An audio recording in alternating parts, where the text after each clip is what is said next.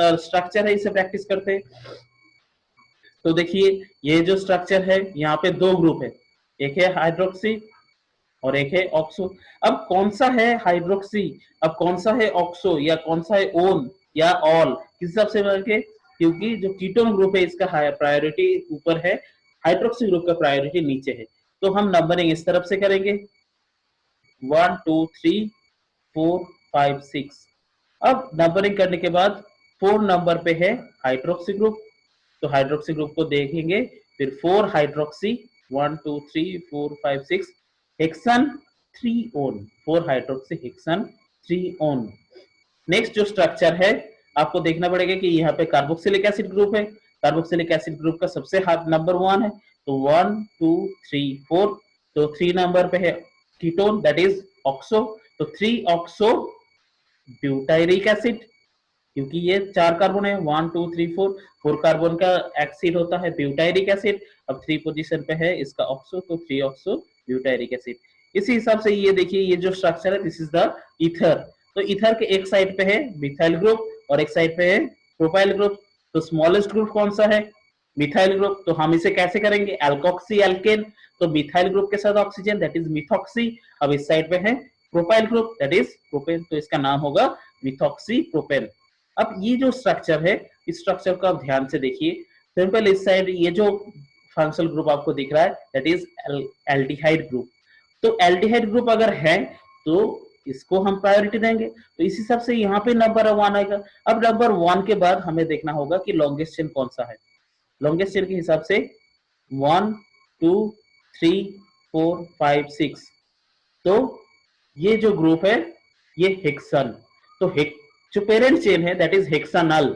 अब हेक्सानल पे कौन से सब्स्टिट्यूशन है, एक सब्स्टिट्यूशन ये देखिए this is the isopropyl group और ये है मिथाइल ग्रुप, तो 1 2 3 3 नंबर पे है आइसोप्रोपाइल और 4 नंबर पे है मिथाइल।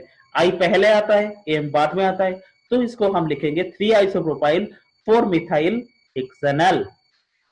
नेक्स्ट स्ट्रक्चर फिर से देखिए, तो यहाँ पे भी कीटोन ग्रुप है, हाइड्रोक्सी ग्रुप है, कीटोन ग्रुप का प्रायोरिटी ज्यादा है, तो 1 2 3 4 5 6 7, तो इसका जो पेरेंट चेन है दैट इज हेप्टेन। तो हेप्टेन में कौन से सब्स्टिट्यूशन है, एक तो है यहाँ पे है 5th कार्बन पे है हाइड्रोक्सी ग्रुप, 4th कार्बन पे है मिथाइल ग्रुप और 3 कार्बन ये तो हम सफिक्स में ले रहे हैं, तो इसे हम एज ए सब्स्टिट्यूशन कंसीडर नहीं करेंगे, तो इसका नाम क्या होगा 5 हाइड्रोक्सी 4 मिथाइल, क्योंकि एच एम से पहले आता है, तो इसीलिए 5 हाइड्रोक्सी 4 मिथाइल हेप्टेन 2 ओन।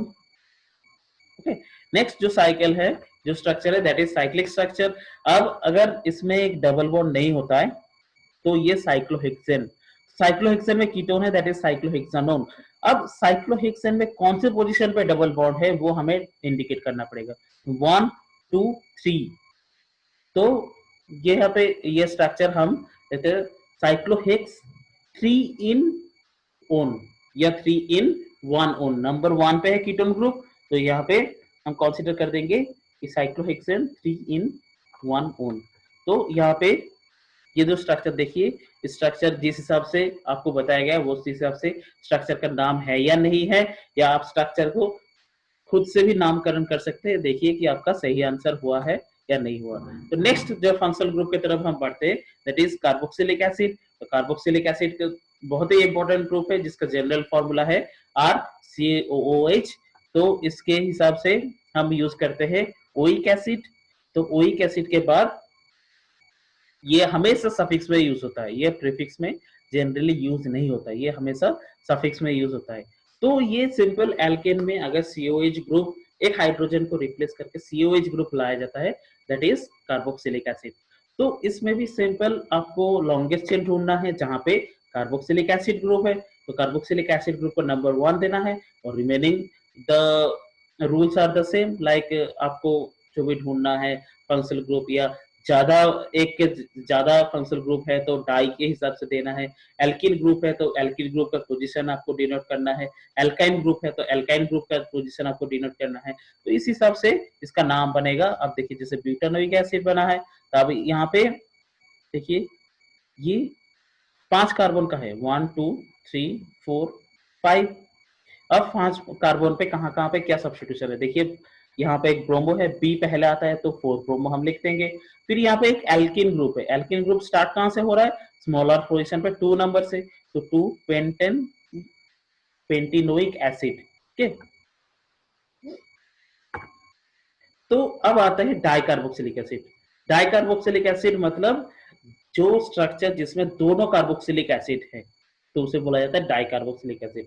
अब डाइकार्बोक्सिलिक एसिड को जनरली कुछ आईयूपीएसी में कॉमन नेम दिया गया है। ठीक, तो आपको ये याद रखना है ओम्स गैप्स, OMSGAPS, ये बहुत अच्छा ट्रिक है, आपको कहीं नहीं मिलेगा ओम्स गैप्स। तो जैसे ही, तो एक टेबल आपको याद रखना है, जैसे कार्बन नंबर और ये ओम्स गैप्स आप लिख देना है और उसके हिसाब से आपका नाम बन जाएगा। डाइकार्बोक्सिलिक एसिड मतलब कार्बोक्सिलिक एसिड में एक कार्बन होता है, तो डाइकार्बोक्सिलिक एसिड के लिए मिनिमम कितना कार्बन चाहिए, 2 कार्बन चाहिए। तो 2 कार्बन एसिड से अगर डाइकार्बोक्सिलेट बनता है, दैट इज ऑक्सैलिक एसिड, मतलब COH COH, the name is oxalic acid. फिर 3 कार्बन से स्टार्टिंग लेटर होता है M, 2 3 4 5 6, उससे OMSGAPS आप लिख देंगे।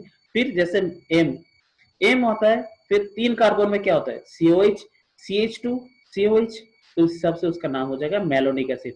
फिर वैसे ही 4 carbon COH CH2 CH2 COH, तो होता है सक्सिनिक एसिड। ये सक्सिनिक एसिड आपको नॉर्मल जनरली बायोकेमिकल प्रोसेस में मिलेगा। फिर 5 कार्बन में आता है ग्लूटारिक एसिड। ग्लूटारिक एसिड भी बहुत इंपॉर्टेंट है for amino acid perspective of view, जहां से अमीनो एसिड ग्लूटारिल को या अल्फा कीटो ग्लूटारेट, वो सारे स्ट्रक्चर आपको आसानी से आप समझ पाओगे अगर ये 5 कार्बन का डाइकार्बोक्सिलिक एसिड ग्लूटारिक एसिड समझ जाते हो। तो ग्लूटारिक एसिड का स्ट्रक्चर कैसे होगा, सिंपल COH, उसके नीचे CH2 CH2 CH2 COH, तो इस सबसे 5 कार्बन अगर बन जाता है, तो उसके बाद आप कहीं पे भी क्या कर सकते हो कि सिंपल आप फंक्शनल ग्रुप दे सकते हो, जैसे अल्फा कीटो ग्लूटारेट। तो अल्फा कीटो ग्लूटारेट में जो कार्बोक्सिलिक एसिड के नेक्स्ट कार्बन होता है उसे बोला जाता है अल्फा कार्बन। तो अल्फा कार्बन पे कीटो ग्रुप है, इसीलिए उसका नाम है अल्फा कीटो। अब ग्लूटारिक एसिड से ग्लूटारेट कैसे आता है, तो ग्लूटारेट इज द एस्टरेट फॉर्म। अब अभी एस्टर के फॉर्म में आएंगे, तो एस्टर के स्ट्रक्चर में आपको दिखेगा कि ग्लूटारेट कोई भी स्ट्रक्चर जिसके लास्ट में ATE आता है, दैट इज एस्टर। तो कार्बोक्सिलिक एसिड से ही आता है एस्टर, उसका जो भी आयोनिक फॉर्म है उसी सबसे आता है, तो इसीलिए ग्लूटारेट। तो अब एस्टर में आइए, तो जनरल फॉर्मूला आपको पता चल गया कि RCOR सफिक्स यहाँ पे OH के हिसाब से यूज होता है। तो जनरली एस्टर हमेशा आता है 2 स्पीसीज से, एक आता है नॉर्मल कार्बोक्सिलिक एसिड, और वो उसके साथ अगर अल्कोहल का रिएक्शन होगा तो तभी एस्टर बन पाता है, और नाम भी उसका वैसे ही होता है।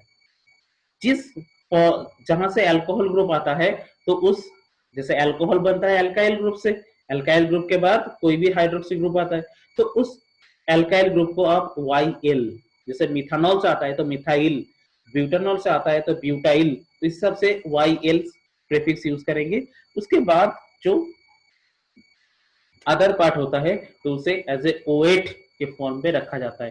तो जैसे देखिए ये जो स्ट्रक्चर है पहले तो RCOOR, तो यहाँ पे जो R है दैट इज 1 कार्बन है, तो दैट इज मिथाइल। अब यहाँ पे इस जो कार्बोक्सिलिक ग्रुप है इस पे कितना कार्बन है, 1 2 3, तो इसीलिए इसका नाम है मिथाइल प्रोपानोएट। तो यहाँ पे देखिए एक साइड पे 1 2 कार्बन, 2 कार्बन के बाद उसमें फ्लोरो है, तो इसीलिए 2 फ्लोरो इथाइल, 2 कार्बन, और उसके बाद कितने कार्बन है, 1 2 3 4, तो 4 कार्बन के जो भी कार्बोक्सिलिक होता है तो वो होता है ब्यूटानोइक एसिड। अब ब्यूटानोइक एसिड से ओइक एसिड से छोड़ के उसे वहां पे OH डालिए तो आ जाएगा ब्यूटानोएट, तो इसीलिए इसका नाम है 2 फ्लोरोइथाइल ब्यूटानोएट। तो इस सबसे कार्बो एस्टर फंक्शनल ग्रुप का नाम किया जाता है। नेक्स्ट जो स्ट्रक्चर की तरफ बढ़ते हैं दैट इज एमीन ग्रुप। अब एमीन ग्रुप बहुत सारे टाइप से नाम नेमिंग किया जाता है, जैसे नॉर्मल आप ऐसे सफिक्स यूज कर सकते हैं एमीन, कहीं कहीं पे यूज होता है प्रीफिक्स एमाइनो ग्रुप से। अब एमाइनो ग्रुप जैसे कहां से बनता है, नॉर्मल एमोनिया से। एमोनिया का स्ट्रक्चर आपको पता है कि NH3। अब इसी NH3 में अगर हाइड्रोजन रिप्लेस करके कोई भी एल्काइल ग्रुप डाल दे दैट इज एमीन। अब जैसे इथाइल ग्रुप डालोगे तो इथाइल एमीन, मिथाइल ग्रुप डालिए मिथाइल एमीन। आइसोप्रोपाइल ग्रुप डालिए, आइसोप्रोपाइल ग्रुप एमीन। तो अब इसमें एक हाइड्रोजन हमने रिप्लेस किया, अगर दो हाइड्रोजन रिप्लेस करते हैं इथाइल ग्रुप से तो डाइथाइल एमीन। तो इस डाइथाइल एमीन को बहुत टाइम पे, जैसे एमीन स्टार्ट होता है नाइट्रोजन, तो नाइट्रोजन के हिसाब से भी नेमिंग किया जाता है, जैसे एन एन डाइइथाइल एमीन। तो इसीलिए यहाँ पे देखिए कि they are alkyl derivatives of ammonia and formed by replacing one or more hydrogen with alkyl groups. Next आते हैं कि name amine by replacing e of alkane with suffix amine. Suppose ethane, ethane से अगर amine आता है तो ethane से ई काट दीजिए, इथेनामीन, सिंपल फॉर। उसके बाद बहुत टाइम पे प्रीफिक्स ही सबसे भी यूज होता है, जैसे और जैसे सेकेंडरी एमीन होता है, टर्शियरी एमीन होता है, तो वहां पे यूज होता है डाइथाइल एमिनो या ट्राइथाइल एमाइनो या ट्राई एल्काइल एमाइनो, कोई भी एल्काइल ग्रुप है तो इस सबसे यूज होता है। और एन के नाम से भी यूज होता है, जैसे यहाँ पे एन एन, या सिंगल होता है तो एन, डबल होता है तो एन एन, ट्रिपल होता है तो एन एन एन ट्राइथाइल या ट्राई एल्काइल, कोई भी होता है। तो ये जो ऊपर है देखिए एक स्ट्रक्चर है जिसका नाम लिखा गया है N N two trimethyl propane 1 amine. तो पेरेंट जो स्ट्रक्चर है हमें वहां पे भी ढूंढना है, पेरेंट स्ट्रक्चर जो लॉन्गेस्ट कार्बन चेन है जिसमें एमीन ग्रुप है, तो ये है एन एन। तो अब एन के बाद 1 नेक्स्ट कार्बन होता है 1, फिर 2, फिर 3, या किसी भी ऊपर चले जाइए 3। तो 3 कार्बन के एमीन है, दैट इज प्रोपेन एमीन। अब प्रोपेन एमीन में कौन से सब्स्टिट्यूशन है, तो देखिए जो एमाइनो ग्रुप के एन है वहां पे है 2 मिथाइल ग्रुप, तो इसीलिए एन एन। अब और एक मिथाइल ग्रुप है 2 सेकेंड पोजीशन पे, इसलिए N N 2 trimethyl, 3 methyl group है इसलिए ट्राई मिथाइल प्रोपेन 1 एमीन। तो इस हिसाब से आप नोमेनक्लेचर कर सकते हो। तो ये कुछ स्ट्रक्चर आपके लिए दिया गया है, आप इसे प्रैक्टिस कीजिए, और प्रैक्टिस करने के बाद देखिए कि आपका जो भी स्ट्रक्चर है आप इसे नॉर्मल जो स्ट्रक्चर के नाम होने चाहिए एक्चुअल पर्टिकुलर, उस हिसाब से आप इसे नोमेनक्लेचर कर सकते हो कि नहीं। आपके रेफरेंस के लिए इसका करेक्ट आंसर भी दिया गया है, तो आप ये स्ट्रक्चर कीजिए। ओके, स्ट्रक्चर करने के बाद अब देखिए कि आपका करेक्शन हुआ है या नहीं, तो यहाँ से आपको दिख जाएगा। इसके साथ साथ कुछ नाम भी दिया गया है, जो यहाँ से आपने पूरा जो भी प्रेजेंटेशन था, जो भी लेक्चर सीरीज था, जहां से सीखा है कौन सा फंक्शनल ग्रुप है, उस हिसाब से ये जो नाम है इस नाम से आप स्ट्रक्चर बना सकते हो या नहीं, वो अपने आप में एक प्रैक्टिस कीजिए। तो thank you for your time, thank you for your patience. Hope कि आपको ये लेक्चर सीरीज अच्छा लगा हो और आप कुछ सीख पाए। अगर